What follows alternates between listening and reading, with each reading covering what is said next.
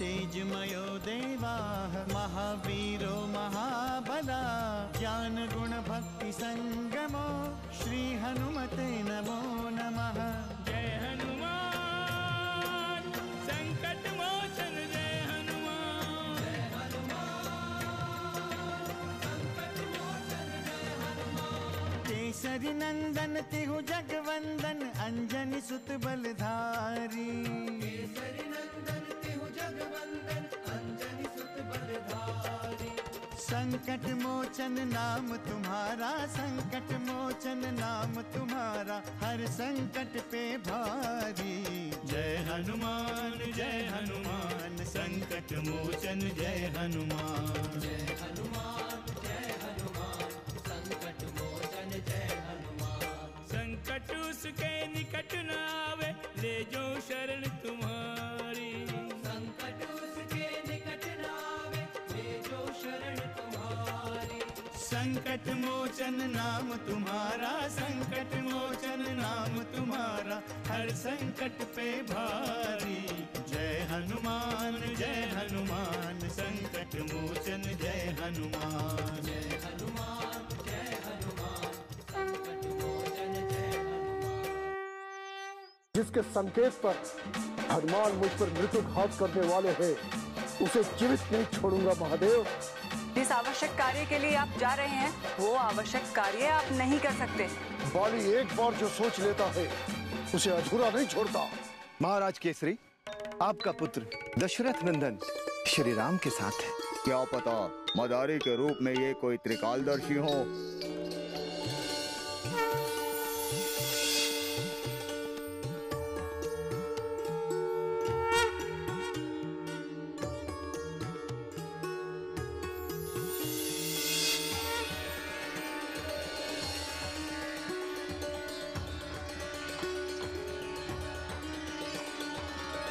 महादेव, महादेव कहाँ गए महादेव? महाराज केसरी, मैंने तो पहले ही कहा था कि मदारी के रूप में वो कोई शक्ति थी जो अदृश्य हो गई।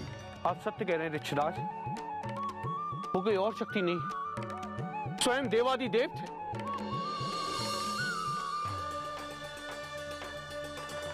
यदि वो साक्षात शिव थे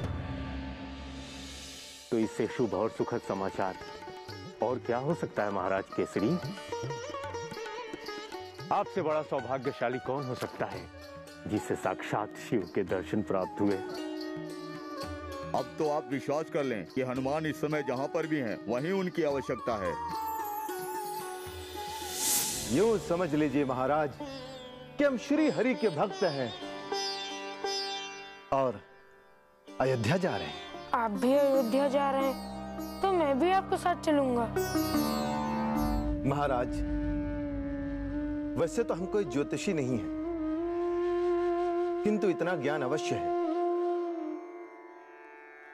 कि भविष्य में जो होना है वो होकर रहेगा। यदि हनुमान को अयोध्या जाना है तो उसे कोई रोक नहीं सकता। हो सकता है कि इन्हीं बंधनों को रोकने के लिए आपका आगमन हुआ हो, परंतु आपको अनुमति तो लेनी ही होगी हनुमान। पिताश्री, आप मुझे अयोध्या जाने की अनुमति दीजिए ना।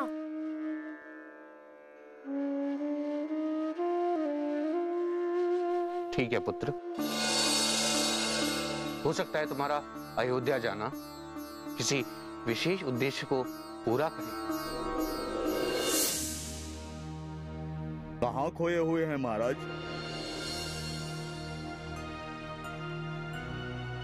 मुझे सत्य का ज्ञान हो गया है ऋषिराज। अब मैं पूरी तरह अस्वस्थ हो गया हूं। मुझे अब हनुमान को लेकर कोई चिंता नहीं है।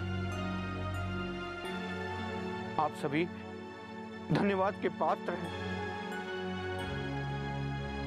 जो आपने स्वयं हमें महादेव के दर्शन कराए। यदि मैं अयोध्या के लिए प्रस्थान कर जाता तो कदाचित मैं स्वयं श्री भोलेनाथ के दर्शन नहीं कर पाता। धन्य हैं आप सभी। अब हमें सुमेरु लौटने की अनुमति दें। आपको तो महादेव से ही सुमेरु लौटने की अनुमति मिल गई है महाराज केसरी।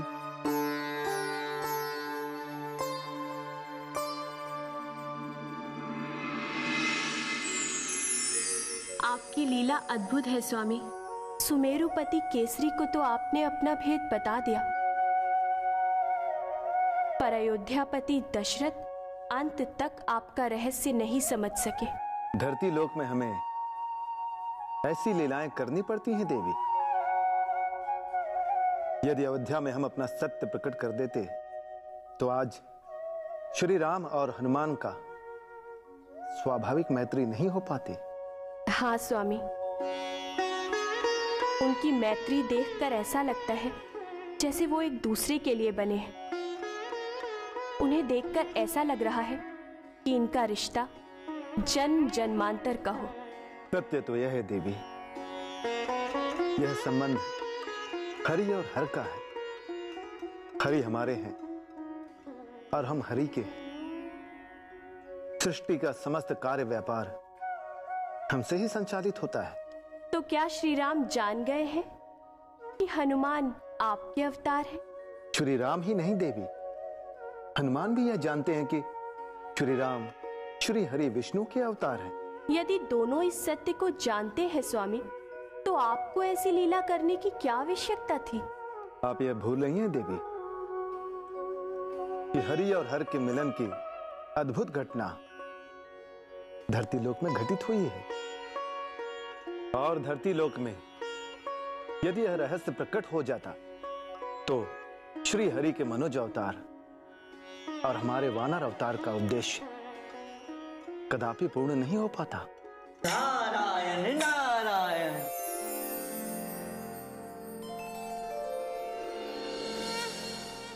संकट मोचन जय हनुमान। मैं सुग्रीव का अंत किए बिना चैन से नहीं बैठूंगा।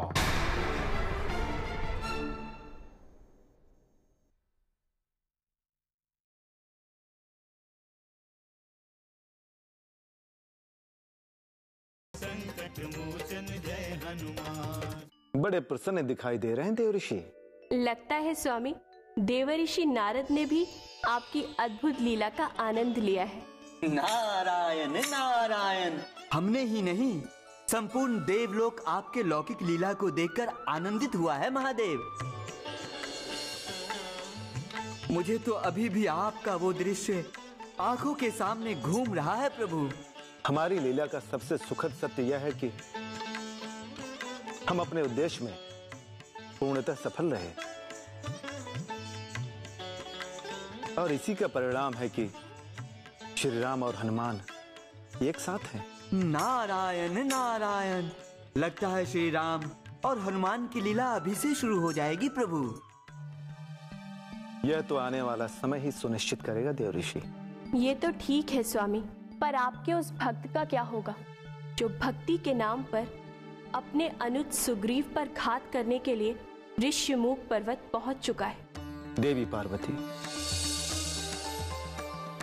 बाली यह कदाचित भूल गया है कि मतंग ऋषि ने उसे श्राप दिया है। यदि वह सुग्रीव के रहने वाले क्षेत्र में जाएगा तो वह वहीं भस्म हो जाएगा।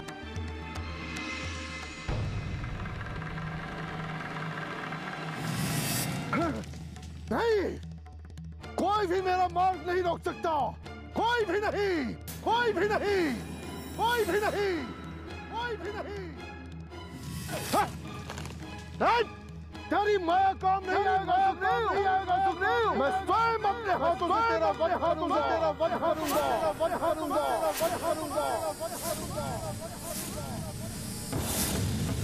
सुन रहे हैं ऋषराज, सुन रहे हैं? भ्राता बाली की ललकार सुन रहे हैं? वो यहाँ भी पहुँच गए। आपने तो कहा था क्यों? मैंने जो कहा था वो अंतिम सत्य है महाराज सुग्रीव। बाली चाहे कुछ भी कर ले, वो यहाँ जीवित नहीं आ सकता। आवेश में वो महर्षि मतंग का शाप भूल गया है। क्या महर्षि मतंग से आशीर्वाद नहीं पा सकते? क्या महर्षि मतंग से सहायता नहीं पा सकते? यदि उन्होंने मेरे प्राण लेने की ठान ही ली है तो कुछ भी कर सकते हैं ऋषराज, कुछ भी कर सकते हैं। आदेश दो राज, हम अभी किष्किंधराज का अहंकार चूर कर देते हैं। नहीं, कदापि नहीं। भ्राता बाली का सामना महादेव के अतिरिक्त कोई नहीं कर सकता। शीघ्र अतिशीघ्र यह स्थान छोड़ देना चाहिए। सुन ले सुग्रीव, सुन ले सुग्रीव, सुन ले सुग्रीव, सुन ले सुग्रीव।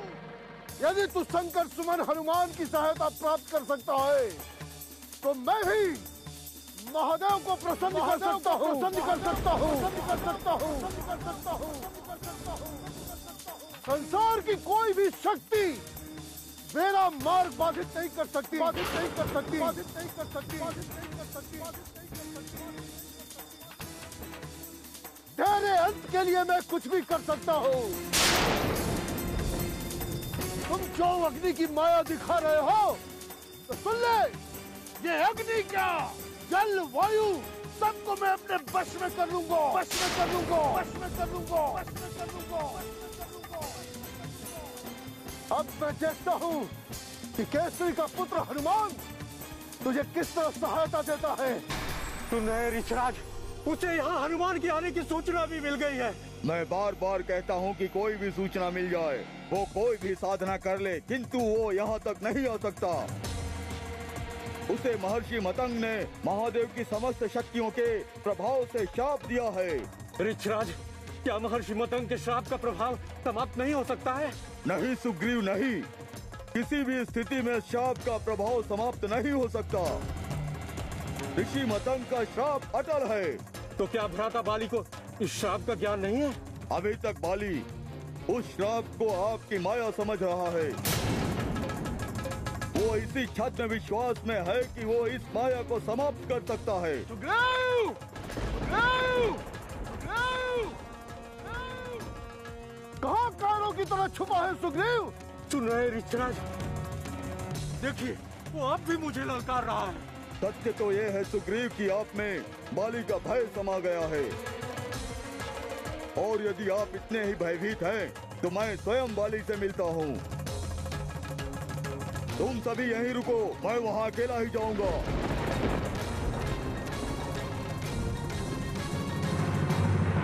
संकट मोचन जय हनुमान।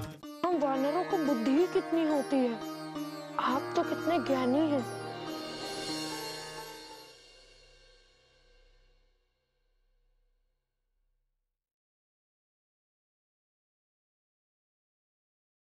संकट मोचन जय हनुमान। किष्किंधाराज, ऋषराज, आपने जो किया है वो उचित नहीं किया है। आप न्याय के पक्षधर होते हुए भी अन्याय किए हैं, घोर अन्याय। न्याय और अन्याय का निर्धारण आप नहीं कर सकते महाराज बाली। आपके लिए जो अन्याय है, हो सकता है मेरे लिए वो न्याय हो, और उसी प्रकार आपके लिए जो न्याय है वो मेरे लिए अन्याय हो सकता है। आप कहना क्या चाहते हैं ऋषराज? मैं अन्यायी हूँ? किसके साथ अन्याय किया है मैंने? तत्काल मैं आपसे इस विषय में वार्ता करने नहीं आया हूँ किष्किंधापति। मैं तो आपको ये स्मरण कराने आया हूँ कि ये क्षेत्र आपके लिए शापित है। मुझे दिग्भ्रमित मत कीजिए ऋषराज, मैं आपके तर्कों से भयभीत नहीं होने वाला। तर्क नहीं, अपितु सत्य कह रहा हूँ महाराज बाली। आपका सत्य क्या है ऋषराज? सत्य तो ये है कि आप मतंग क्षेत्र में कदापि प्रवेश नहीं कर सकते। मैं किष्किंधापति हूँ और कोई भी मुझे कहीं भी आने जाने से नहीं रोक सकता। आप महर्षि मतंग का श्राप भूल रहे हैं। मैं शिव साधक मतंग वंशज महर्षि मातंग अपने तेजो बल से देवराज इंद्र के पुत्र किष्किंधा नरेश बाली को ये श्राप देता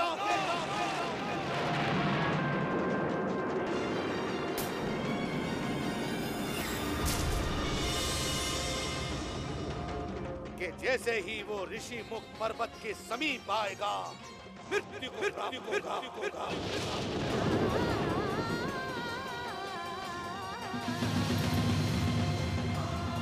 यदि भूल से भी उसने मेरे आश्रम में प्रवेश किया तो वो उसी समय, उसी क्षण मृत्यु को प्राप्त होगा। मृत्यु को प्राप्त होगा। मृत्यु को प्राप्त होगा। यदि जानते हुए भी आप कोई भूल करेंगे तो परिणाम अशुभ होगा। ऋषराज, यहाँ आने से पूर्व मैंने महादेव का आशीर्वाद प्राप्त किया है और महर्षि मतंग का शाप महादेव के आशीर्वाद से बढ़कर कभी नहीं हो सकता। किंतु महाराज बाली, शाप का प्रभाव कभी समाप्त नहीं होता। ऋषराज, यदि महर्षि मतंग महादेव का आशीर्वाद प्राप्त करके मुझे शाप दे सकते हैं, तो मैं भी महादेव का आशीर्वाद प्राप्त करके इन शापों पर विजय प्राप्त कर सकता हूँ। क्या आपने बाली पर इतनी बड़ी कृपा कर दी है स्वामी? विनाश काले विपरीत बुद्धि। विनाश काल में बुद्धि नष्ट हो जाती है देवी। उन्मदवश बाली भ्रमित हो गया है। वो श्राप को भी आशीर्वाद समझने लगा है। पुनः वो जामवंत से ऐसी बातें क्यों कर रहा है स्वामी? क्या वो अपनी मृत्यु के सत्य को भी भूल गया है? चंद अहंकार विनाश का कारण बनता है देवी। सत्य तो यह है देवी कि बाली भय से ग्रसित है।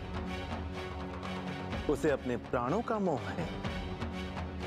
उसे यह ज्ञात हो चुका है देवी कि हनुमान सुग्रीव के सहायक होंगे और वो सुग्रीव का कोई भी अहित नहीं कर सकता। आप उसे रोकते क्यों नहीं स्वामी? महर्षि मतंग के श्राप के कारण वह कभी भी आगे नहीं बढ़ सकता। संकट मोचन जय हनुमान। हम वानरों को बुद्धि ही कितनी होती है। आप तो कितने ज्ञानी हैं।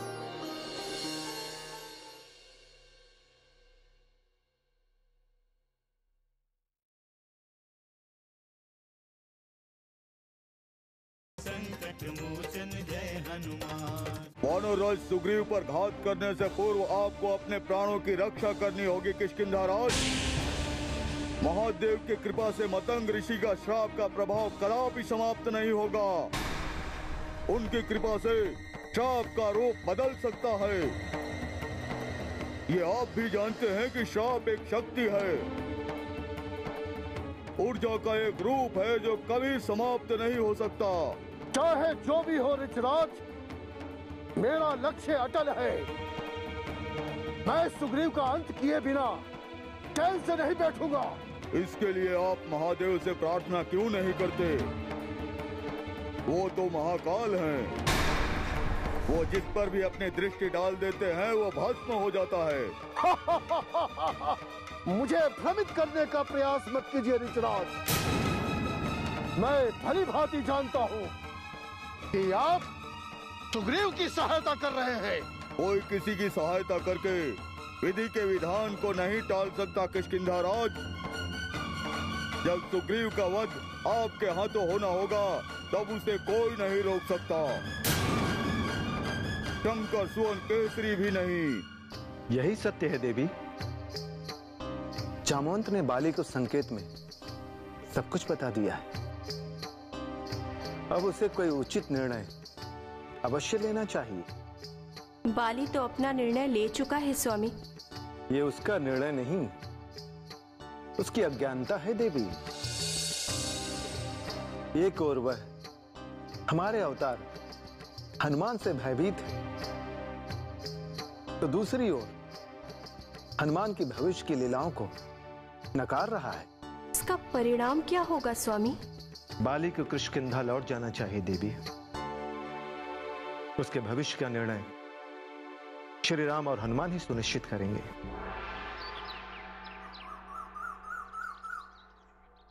मेरे भविष्य का निर्णय तो पहले ही सुनिश्चित हो गया है श्री राम जी। माते ने मुझे बताया है कि मुझे ढेर सारे देवताओं का आशीर्वाद मिला है। उन्हीं के आशीर्वाद के कारण मैं इतना शक्तिशाली हूँ। मेरे एक गदा के प्रहार से मैंने बड़े बड़े वीरों को ढेर कर दिया है। मैं भूत और पिशाच को तो कुछ समझता ही नहीं हूँ। एक बार गुरुदेव के आश्रम में भूतों ने उत्पात मचाना आरंभ कर दिया था।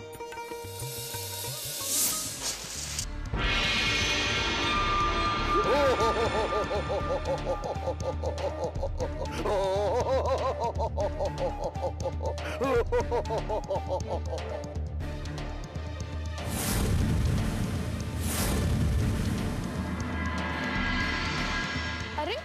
तुम रुक क्यों गए? आओ आओ, मुझे मारो। तुम तो प्रेत हो, तुम्हें किस बात का भय?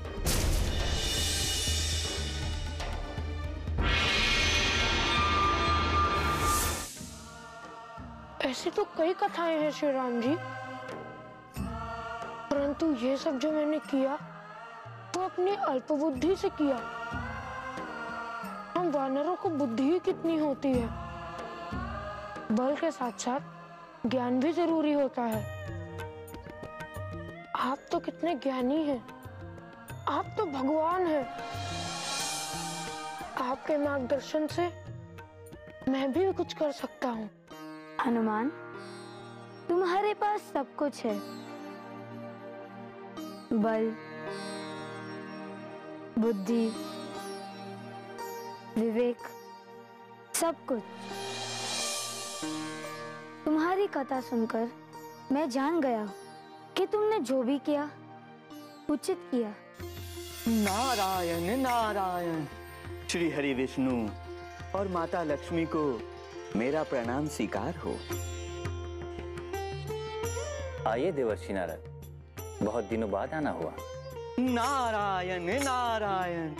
देवाधिदेव महादेव की लीलाओं का आनंद ले रहा था मैं। आपके मनुज अवतार श्री राम और हनुमान का मिलन तो हो गया।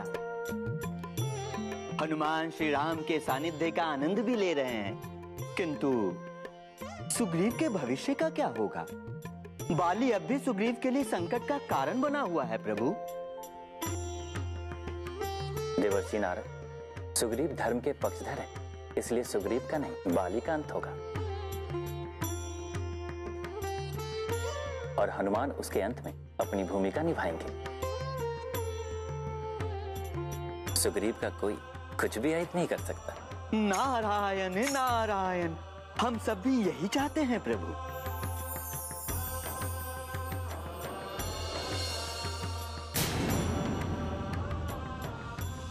राक्षस इसका कुछ नहीं कर सकते, ये राक्षसों का अंत करके ही आएगा। हनुमान जय हनुमान, असुर निकंदन जय हनुमान।